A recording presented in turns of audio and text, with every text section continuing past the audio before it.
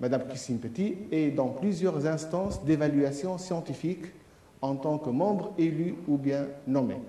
Actuellement, elle est dans plusieurs conseils, notamment le conseil de perfectionnement de l'École supérieure de physique et de chimie industrielle de la ville de Paris, membre de l'European Research Council, l'ERC depuis 2007, présidente du comité de pilotage du CTRS-RTRS Handicap Sensoriel 2007, au conseil d'administration de l'Institut Carnot, Voir et Entendre 2006, présidente du comité exécutif de l'Institut Carnot, Voir et Entendre, présidente du comité à type génétique du CNRS, elle est membre du conseil d'administration de l'Institut Pasteur depuis 2003 et du conseil scientifique de la ville de Paris depuis 2002.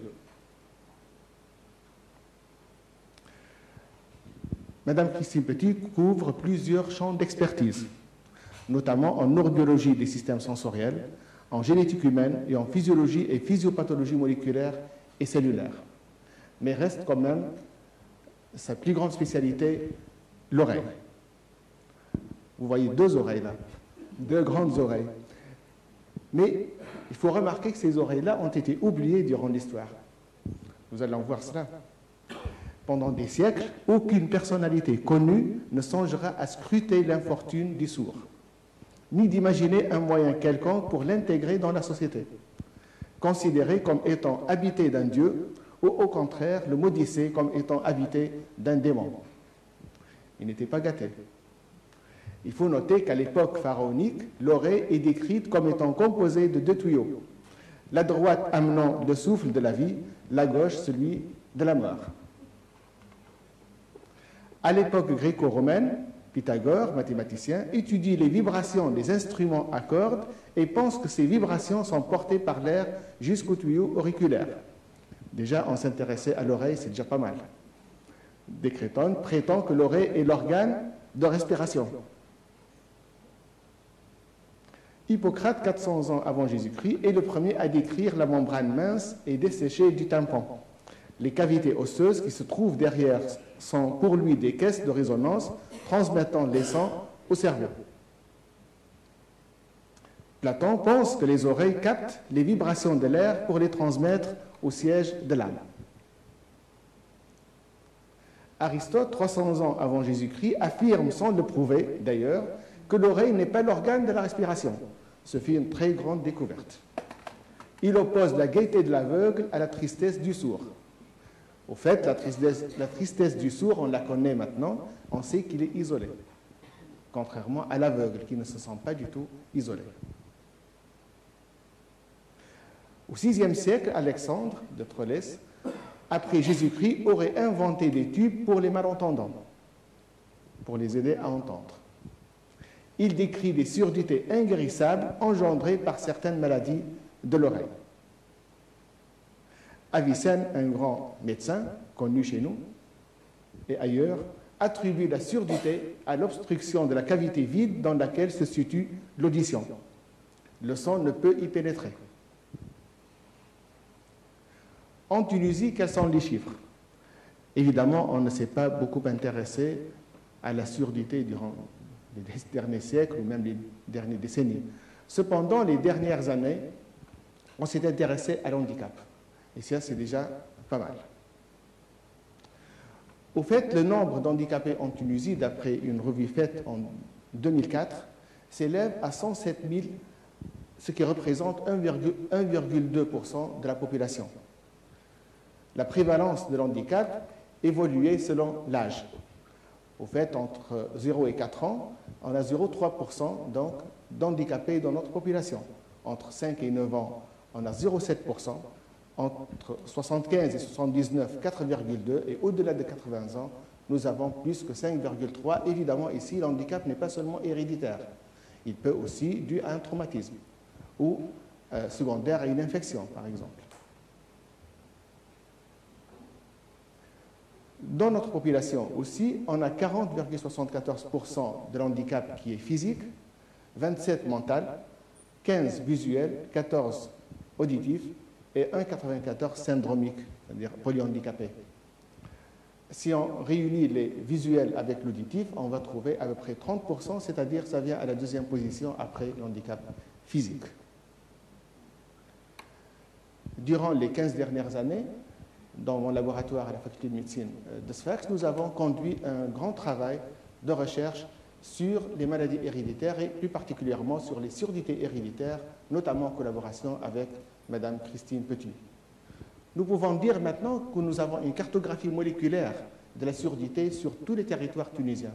En effet, nous avons réuni plus de 250 familles affectées par la surdité héréditaire. Comme vous le voyez sur cette carte-là, on a identifié les régions où il y a un effet fondateur, c'est-à-dire où il y a une mutation que nous avons déterminée et qui est à l'origine de plusieurs affectés par cet handicap. Je reviens donc à mon sujet essentiel, c'est-à-dire présenter Mme Christine Petit, avec l'autre visage de Christine Petit. Elle ne fait pas seulement de la science, comme vous pouvez l'imaginer. Elle fait aussi des voyages.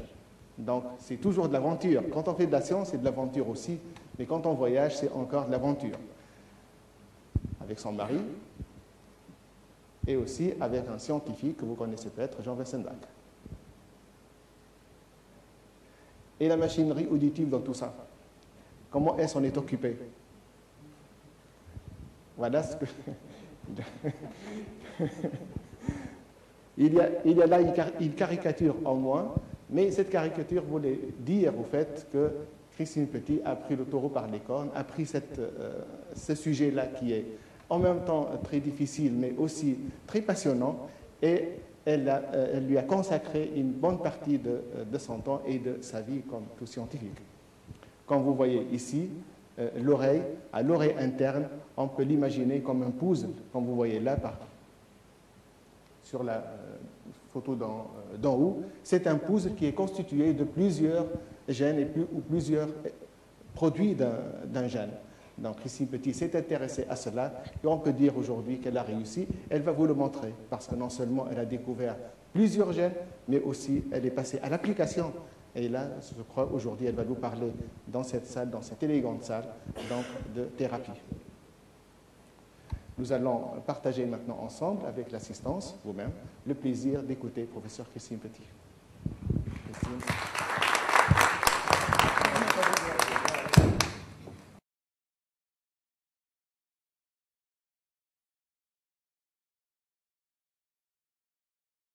Merci, professeur Christine Petit, de cette conférence extrêmement intéressante.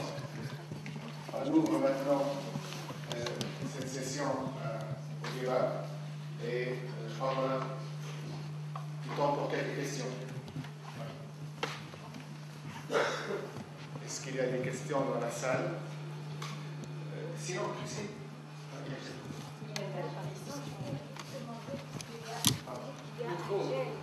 Dans la moitié des cas, dans le bassin méditerranéen, qui serait responsable des surdités. Oui. Est-ce qu'on peut faire un diagnostic anténatal pour prévenir ces maladies? Alors, il y a ce qu'on peut et est-ce qu'on veut.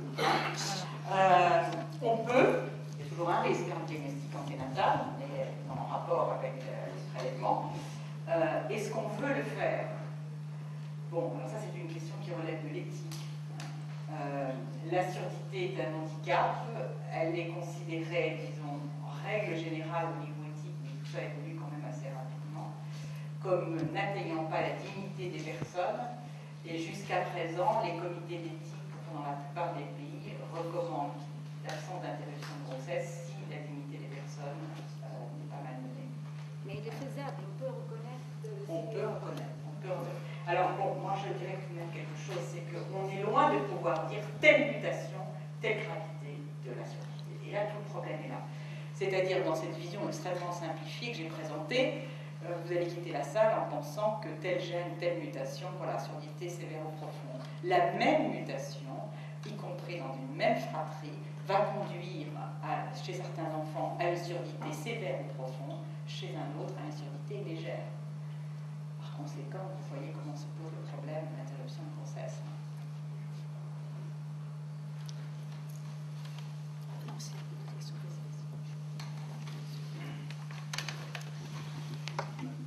Merci. Merci, professeur, pour cette communication très distinguée, très scientifique et savante. il reste que, pas malheureusement, mais je suis un peu un profane dans votre science. Je souhaite poser une question qui, à mon avis, ne fera pas hors sujet, puisque j'évite tout ce qui est clinique de votre part. En tous les cas, je vais me référer aux sciences dites biotechnologiques et la biotique. Alors, dans ce cas, dans quelle partie, dans le cadre des sciences de la vie, peut-on justement insérer les handicaps sensoriels? Parce que handicap, c'est aussi bien sensoriel, physique, maladie, mort, etc. Donc, vous avez parlé de génétique, le gène, l'ADN qui est un composé du gène, du microsome, le génome, et il y a, à mon avis, ce que j'ai appris, comme tout le monde, la thérapeutique génétique et la thérapeutique cellulaire. Alors, ma question est très simple, une question de bon sens et non de savant comme vous. Comment trouver le moyen, soit par le biais de la thérapeutique cellulaire dans l'oreille, soit dans, non pas l'incorporation, mais je cherche les termes appropriés de façon à ce que je ne vous induis pas en erreur. Une sorte presque d'injection, puisque on sait très bien qu'en s'intéressant par exemple au microscope pour une femme qui voudrait avoir un enfant par le biais de in vitro. Alors j'ai en tête le cas de la Française des années 2001 qui s'est fait inséminer in vitro par un ovule apporté par une femme américaine, et le sperme a été produit, le sperme a été recueilli par cette Française par son propre frère, qui était plus jeune qu'elle de 10 ans. Elle avait, je me souviens, 62 ans et lui 52 ans. C'est ce que votre confrère Axel Hahn a dénoncé comme étant un inceste social. Voilà, c'est tout ce que j'ai. Alors là, je commente sur les paroles d'Axel Hahn, sur l'inceste social, et puis en même temps sur la thérapie génique, ça ne va pas être tellement facile. En ce qui concerne l'œil, on dispose aujourd'hui de promoteurs spécifiques qui permettraient d'exprimer un gène thérapeutique qui permette dans un certain type de cellules. La question est la suivante: comment pérenniser en quelque sorte l'expression du gène correspondant? Alors ceci signifie, pour la pérenniser, qu'il est souhaitable que ce gène s'incorpore. Le problème, c'est que dans les incorporations dans le génome, on est loin de les maîtriser, et que l'exemple dans d'autres pathologies a montré que dans les insertions au hasard, il arrive qu'elles soient particulièrement délétères et qu'elles conduisent par exemple à des proliférations tumorales. Alors, ce qui, à mon avis, est quand même vraiment presque au bout du doigt, c'est un petit peu ce que j'ai montré au niveau de l'œil, c'est-à-dire des petites capsules qui contiennent des cellules qui produisent des facteurs qui protègent les cellules, qui les empêchent de dégénérer, par exemple. Ça, je ne vois pas ce qui s'opposerait à en avoir, disons, c'est une des pistes que moi j'ai l'intention de suivre au niveau de l'oreille. Une fois que l'on a effectivement bien identifié, et ça c'est une étape absolument cruciale, quels sont les patients qui peuvent en bénéficier. Parce que vous comprenez bien que si on prend des patients au hasard, qui, en leur proposant une approche comme ça, à supposer qu'on ait affaire, par exemple, à un trouble du métabolisme ionique, on ne fait rien du tout, d'accord? Par contre, si on est dans le cadre d'une surdité avec dégénérescence progressive du nerf auditif, on peut là trouver une application, à mon avis, qui est assez intéressante. Donc ça, c'est l'étape intermédiaire que je trouve assez prometteuse. peu de gens ils pensent en ces termes-là, parce que tout le monde s'imagine on va réparer la cochlée elle-même. Beaucoup d'atteintes, en tout cas les atteintes congénitales, je crois qu'il ne faut pas tout à fait rêver. Hein. Je vous ai parlé de la maladie de Usher. Cette rupture de la toux ciliaire, elle a lieu donc dès qu'elle se forme, ça veut dire 6 mois in utero chez l'homme. Je crois que ce n'est pas demain qu'on va être capable d'intervenir sur ce genre de surdité. Donc il y a toute une variété de situations, une fois bien identifiées. Je suis à peu près certaine que dans la pharmacopée existante, on va trouver déjà un certain nombre d'agents qui pourront être utiles pour freiner la progression, en tout cas, d'une surdité. Voilà. Alors j'aurais une question pour les RP isolés, oui, qui seraient liés au gène USH2A. Comment est-ce qu'on pourrait expliquer l'altération de ce gène au niveau de la rétine? Ça, c'est ma première question. oui. Et ma deuxième question, ce serait de savoir, est-ce qu'il y aurait un équivalent du RDCVF pour les chondrodystrophies, et non pas dans les chondrodystrophies? C'est-à-dire Oui, qu'est-ce qu'il y aurait... pour avoir la situation réciproque. Exactement. Alors, pour la deuxième question, je vais vous répondre inconnu. Moi, ce que j'ai envie de me poser là comme question, c'est n'y a-t-il pas une situation absolument identique au sein de la cochlée, hein? Bon.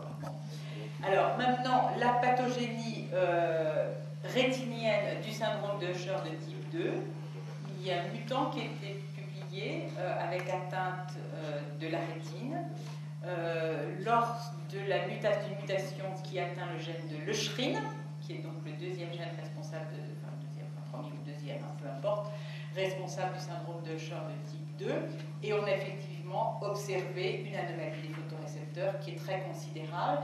Ce qu'il faut savoir, c'est que les molécules de Usher de type 2 dans la cochlée forment des liens qui unissent la base des stéréocyles, et pour cette molécule, et ces molécules en règle générale, il semble qu'au niveau de la rétine, elles forment des liens qui unissent les processus dits calicéaux avec le corps du photorécepteur lui-même. Alors on ignorait leur fonction, voilà, on n'a pas trouvé leur fonction, on a trouvé qu'effectivement ces liens étaient absolument indispensables. C'est une question qui ne s'adresse pas directement peut-être aux troubles sensoriels. Je vous en prie. J'ai un problème de localisation du son, de la source sonore. Pour les deux oreilles, donc je pense. C'est de la faute du micro peut-être ou de ma voix. Oui. En fait, il y a une nouvelle méthode pour traiter l'autisme Oui. Qui s'adresse à l'écoute et non à l'audition. C'est la méthode Tomatis. Oui. Alors, je ne sais pas ce que vous en pensez. D'abord, je ne la connais pas bien. Donc, si vous voulez me donner quelques éléments, je pourrais peut-être commenter. Alors, il paraît que nous avons deux courbes d'audition. Une courbe pour mesurer les bruits internes et une autre courbe qui nous permet de saisir les sons externes. Et chez les autistes, on vient de découvrir que la courbe externe est en fait est mise à la place de l'autre. Et qu'il y a je pense que vous appelez la courbe externe et la courbe interne. Ce que je sais, c'est qu'il y aurait possibilité d'avoir une espèce de double système sensoriel auditif qui serait ancestral en réalité, qui existerait chez les animaux, dans lesquels il y aurait soit perception du son sans valeur de reconnaissance de celui qui émet le son, et puis un autre système dans lequel l'audition s'insérerait dans cette reconnaissance à travers la voix de l'individu. Et donc c'est ce système qui pourrait être affecté effectivement chez les autistes. Alors ces voix, elles restent complètement à explorer. Moi, c'est un sujet qui m'intéresse énormément puisque j'ai la chance d'avoir comme collègue immédiat à l'Institut Pasteur Thomas Bourgeron, qui a mis en évidence la voie d'atteinte synaptique qui existe dans un certain nombre, chez un certain nombre de patients atteints d'autisme. Et ce que l'on souhaite faire, c'est quelque part le pont entre l'autisme et l'audition. Bon, c'est un projet très ambitieux. Alors c'est vrai, que je laisse quelques activités dans cette liste qui me fait prendre conscience, elle est beaucoup trop longue. Madame, je me présente, je suis médecin otologiste, ORL otologiste. Donc votre conférence m'a intéressé et je vous assure que j'ai envie de vous poser beaucoup de questions, mais je vais me limiter à 2 questions et une petite remarque. La première question, j'ai remarqué que vous avez, bien sûr, c'est la génétique en matière et l'oreille, et vous vous êtes intéressé, à juste titre d'ailleurs, à la cochlée. Bon, mais je crois que la génétique et l'entrée de la cochlée, vous avez bien compris que je vise un peu l'autospongiose, qui est une maladie très fréquente et particulièrement une maladie génétique. Quel est l'intérêt que vous portez à cette maladie? Et la fréquence, elle est très importante, d'autant plus qu'on l'opère et on l'opère avec des résultats et des succès fantastiques. Et puis il y a également de l'autre côté de la cochlée, la neurosurdité. Et il y avait un chiffre qui est impressionnant et qui est réel, c'est la presbyacousie sévère à 40% des sourds après 70 ans, et qu'on classe comme étant une neurosurdité, c'est-à-dire que les lésions sont... C'est-à-dire quel est l'intérêt que vous portez à ces 2 zones entre de part et d'autre de la cochlée? Voilà. Si vous permettez, vous répondez à cette question? Oui, ou bien... je vais peut-être répondre à cette question. Voilà, d'accord. Alors, l'autospongiose, aussi bien que la presbyacousie, sont toutes les 2, vous l'avez dit, extrêmement fréquentes et très intéressantes. En ce qui concerne l'autospongiose, comme vous l'avez souligné, il y a une approche chirurgicale avec, dans de bonnes mains, d'excellents résultats. En termes de sciences fondamentales, je pense que c'est tout à fait intéressant, mais je n'y vois pas une priorité, disons, on va mettre le doigt, enfin, je rêve peut-être, hein, mais sur des processus d'altération osseuse avec un certain nombre d'enzymes, de matrices extracellulaires, j'imagine, des choses qu'on doit pouvoir à peu près anticiper. Alors dans la mesure où moi j'ai toujours couplé ma démarche avec une démarche vraiment de recherche fondamentale, c'est-à-dire essayer de trouver non pas strictement ce qui était prédit, mais d'autres choses, je suis davantage intéressée à la presbyacousie, puisque je suis davantage intéressée aux surdités neurosensorielles. Donc nous essayons d'identifier les gènes responsables de la presbyacousie. On aura certainement beaucoup de choses à apprendre pour l'avenir. Voilà, parce que tout ce qu'on sait, c'est qu'il y a effectivement d'anciennes descriptions qui donnent des hétérogénéités en termes de physiopathologie. C'est des descriptions qui ont une quarantaine d'années, je crois. C'est pas parce qu'elles ont une quarantaine d'années qu'elles sont inexactes, mais je pense que si elles pouvaient être un peu rafraîchies, ce serait quand même pas mal. Le vieillissement de la population dans le monde entier fait qu'on va vraiment regarder de très près cette pathologie. La deuxième question, une question également, est de l'implant du tronc cérébral. Oui. L'implant du tronc cérébral, dont je n'ai pas parlé. Alors, l'implant, il y a même un implant qui a été fait au niveau du colliculus inférieur, un cas. Alors, l'implant du tronc cérébral, j'ai cru comprendre, d'après ce que j'ai compris des ORL qui m'environnent, certains prétendent avoir de très bons résultats. Une équipe italienne, dont je pense que vous connaissez le nom, je vous vois, je suis confuse d'enregistrer tout ça. J'irai pas plus loin. J'ai vu des réticences comme celles que vous affichez. Donc, par conséquent, je crois qu'il a un certain nombre d'indications. Effectivement, quand les neurones auditifs ne sont pas préservés, je pense que dans bien des cas, une bonne neuroprotection au départ et un implant cochléaire de plus en plus performant risquent d'améliorer bien des situations avant l'aventure de l'implantation du tronc cérébral.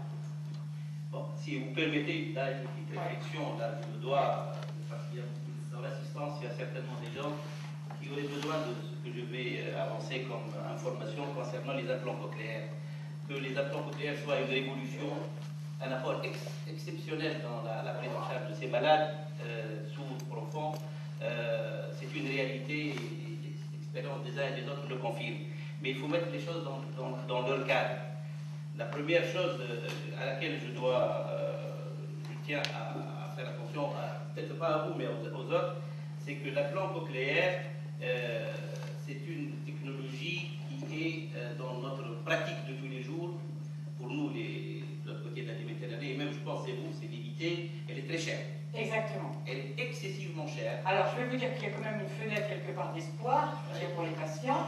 C'est que j'ai eu l'occasion, il y a très peu de temps, d'aller à Pékin Berlin donné un séminaire, une conférence des ORL, vous y étiez peut-être, et ils ont annoncé que de fait, ils fabriquaient des implants cochléaires, que leurs implants cochléaires avaient l'air de fonctionner normalement, donc à mon sens, on va avoir une chute des prix très rapide. Hein?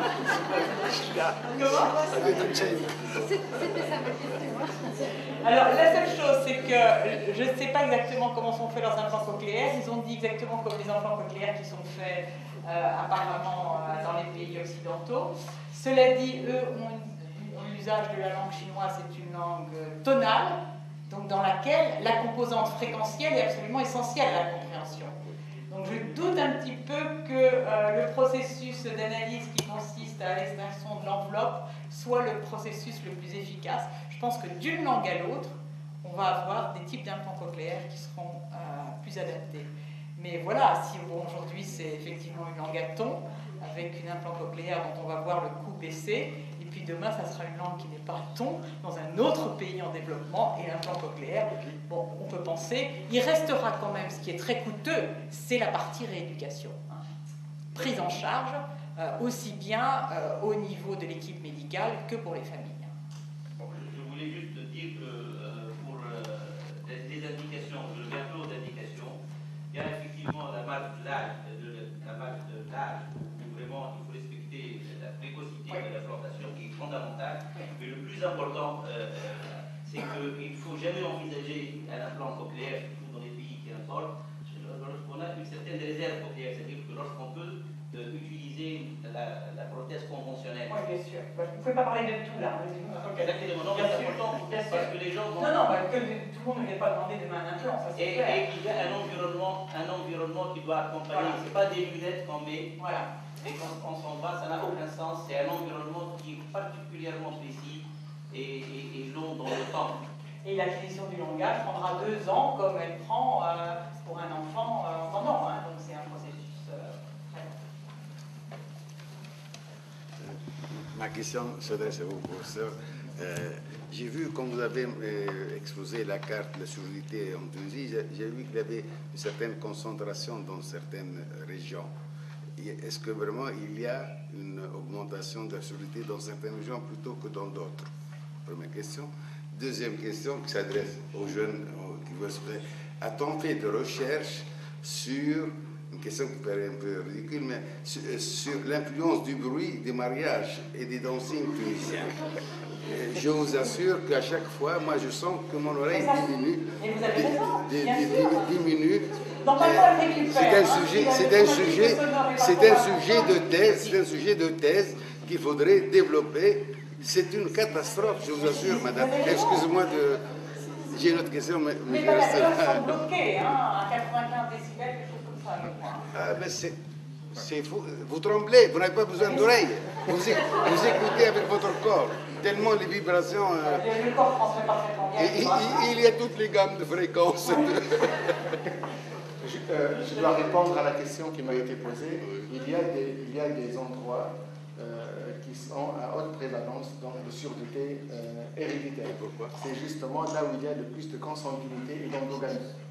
Donc, comme vous le savez, la consanguinité et l'endogamie favorisent donc les maladies héréditaires, surtout à mode de transmission excessive. C'est dans les zones rurales, ou traditionnelles.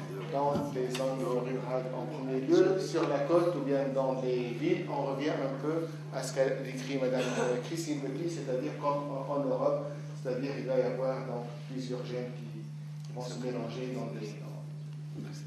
Et après... Merci pour la conférence. Je peux apporter une information pour le collègue, c'est qu'effectivement, il y a une région en Tunisie qui est un village, qui est presque tout le monde est sourd. Hein.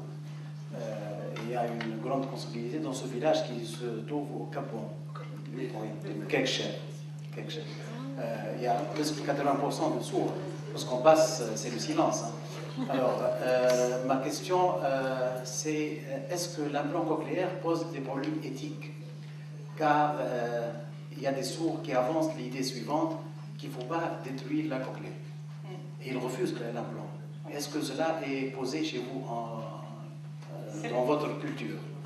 Alors écoutez, d'abord je pense qu'on a quand même une culture qui est assez voisine, hein, je ne dirais pas la culture méditerranéenne, en tout cas le rapport au handicap est à mon sens très voisin autour du bassin méditerranéen, où l'objectif est principalement, surtout pour les personnes vieillissantes, de cacher le handicap.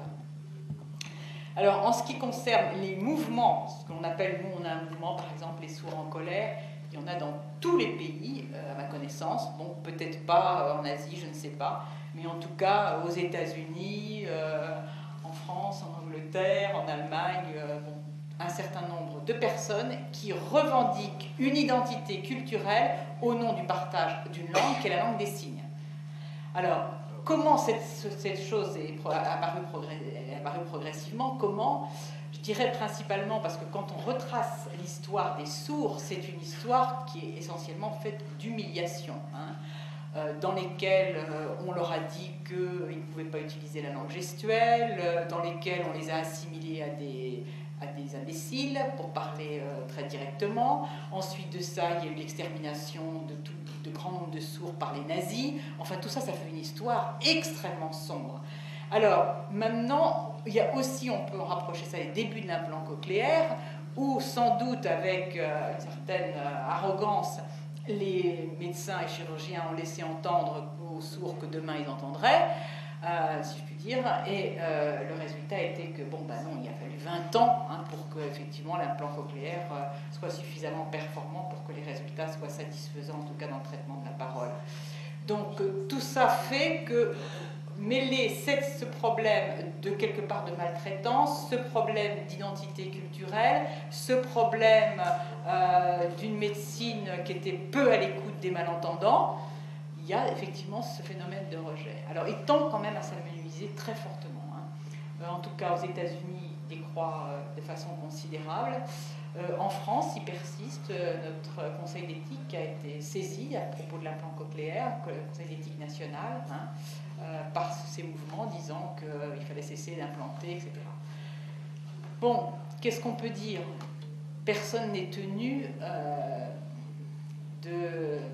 d'avoir recours à un traitement ou à une prothèse. Bon, le problème, il se pose plutôt de la responsabilité des parents vis-à-vis des enfants, puisque cette fenêtre est quand même très étroite. Donc ce sont les parents qui font la décision très tôt. Ce que je pense, c'est que si on était capable de porter, disons, une information extrêmement claire et non partisane sur ce que l'on peut attendre d'un implant cochléaire, sur l'effort qui sera demandé à l'entourage, sur le fait qu'effectivement la perception de la parole devrait être bonne si l'indication est bien posée, parce que quelquefois elle n'est pas bien posée, en particulier dans les neuropathies auditives. Si un ensemble, disons, d'informations était donné, un suivi, etc., je pense que ces réticences devraient diminuer. Hein. Je pense aussi que non, enfin, le problème de la surdité est très complexe, hein, parce qu'effectivement, ce partage donc d'une langue, il y a aussi le rejet par les entendants, bon, parce que finalement, l'entendant est confronté, quand il parle au malentendant, à sa propre impuissance à se faire comprendre. Donc là, il y a un phénomène qui est quand même assez complexe. Donc tout ça fait qu'effectivement il faut laisser le temps, à mon avis, avec une approche rationnelle et raisonnable, devrait permettre, effectivement, devrait pousser un plus grand nombre de personnes à accepter l'implant cochléaire. Maintenant, l'oreille est détruite, vous avez raison de le souligner. Certains peuvent se dire, si demain on a des thérapeutiques genre génétique ou genre cellulaire, ou thérapie cellulaire, mon enfant ne pourra pas en bénéficier. Est-ce qu'il pourra davantage en bénéficier s'il n'y a pas eu d'implant cochléaire? Je ne suis pas du tout certaine. L'oreille sera totalement détruite. Voilà, donc c'est une suite d'erreurs qui font que de fait on en est là, avec beaucoup d'agressivité. Je dois dire que quand j'ai commencé à m'intéresser à la surdité héréditaire, on m'avait mis en garde sur le fait que je risquais d'affronter un certain nombre d'hostilités. J'ai procédé de la façon suivante, j'ai fait venir les associations de malentendants, je leur ai dit voilà ce qu'on veut faire. Pour nous, derrière ça, il n'y a absolument pas l'idée d'interruption de grossesse pour surdité. Et à titre personnel, j'ai jamais eu de problème. Hein. Mais j'ai jamais non plus affiché demain avec les gènes on vous traite. Hein. C'est pas demain. Hein. C'est à terme, et le terme, je ne peux pas le préciser. Donc j'ai un peu la responsabilité du scientifique aussi, scientifique et message. Oui, c'est ce que justement vous disiez que le meilleur serait d'arriver bien sûr à appliquer la thérapie génique ou la thérapie cellulaire, c'est encore très loin. Et puis ça peut poser également des problèmes éthiques. Donc ma question, je voulais vous demander où en sont les Chinois, vous avez répondu déjà en partie, et les Japonais des implants cochléaires en particulier, parce que quand on voit surtout le développement de la technologie japonaise dans la prise de vue, quand on voit ces appareils qui nous passent à la télévision ou avec un micro-écran, un microprocesseur sur un micro-écran comme ce qu'on peut voir, et puis d'un autre côté avec le développement de la nanotechnologie actuellement, est-ce qu'il n'y a pas d'études, enfin de projets de recherche qui sont actuellement axés plutôt vers l'utilisation des avancées de la nanotechnologie dans le développement des implants, en particulier dans les implants visuels, c'est-à-dire pour les dégénérescences de la rétine. Alors, je suis plus à même de répondre pour ce qui est de l'implant cochléaire. Bon, comme ça fait plus que ça, hein, donc la première implantation, c'est 57 à 50 ans. Alors, depuis, le marché, il a bougé. Hein. Donc, il y a un problème, certes, d'innovation technologique, mais il y a un problème de marché.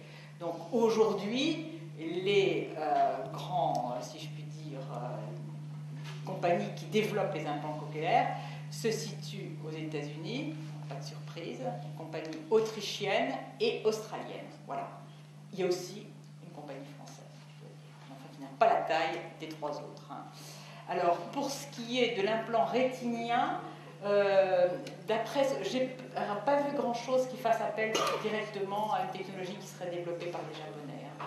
Rien pour l'instant, à ma connaissance. Hein. Il y a un développement à nouveau en Allemagne et aux États-Unis. Moi, je voudrais revenir au problème de l'autisme. L'autisme, sur le plan clinique, est un problème tellement complexe dont on ne détient pas tous les mystères, et le réduire à simple thérapie faisant appel à des fréquences différentes de perception. C'est pas moi qui ai dit ça. C'est pas moi qui ai dit ça. Je dis qu'il y a effectivement, dans le domaine de l'audition, c'est qu'il y a effectivement une voix particulière, de réduire ça. Voilà. Alors, il ne s'agit pas de réduire à ça. Évidemment, c'est très complexe. On peut voir au niveau cérébral des changements énormes au niveau de l'imagerie fonctionnelle. Sûrement pas dire que l'autisme est simplement un problème de perception, de reconnaissance de la voix. Ça se comprend. Une remarque peut-être là d'ordre purement du vocabulaire. Je crois que c'est une extension du vocabulaire de parler de handicap sensoriel, mais plutôt de déficience neurosensorielle. Alors, le handicap, ça c'est pour opposer à la maladie, c'est-à-dire que les personnes atteintes de rétinopathie pigmentaire ou les malentendants ne portent pas des maladies, ne sont pas malades. Donc, ça c'est quand même le terme qui est consacré, y compris, je dirais, au niveau international, hein, c'est-à-dire on parle véritablement de handicap pour éviter la confusion avec les maladies. La question est la suivante. Dans le cas où l'étude est déjà impliquée dans la presbytie, donc presbyacousie, quelle est la limite de l'approche du modèle animal? Alors, le problème que l'on a, c'est qu'il y a effectivement un certain nombre de lignées de souris qui ont des surdités qu'on peut apparenter à des presbyacousies, c'est-à-dire des surdités d'apparition tardive avec quelques gènes qui sont connus. Est-ce que ces modèles représentent en quoi que ce soit la surdité humaine? J'en ai pas la moindre idée. Peut-être que oui, mais peut-être qu'ils représentent une fraction absolument minoritaire. Donc, mon expérience, moi, avec la génétique humaine, me pousse non pas à m'intéresser à une souris particulière, à un mutant de souris particulier, mais plutôt à essayer de voir quelle est la réalité de la presbyacousie chez l'homme. On peut faire le pari, après tout, qu'il y a peut-être quelques gènes qui sont fréquemment en cause dans la presbyacousie chez l'homme.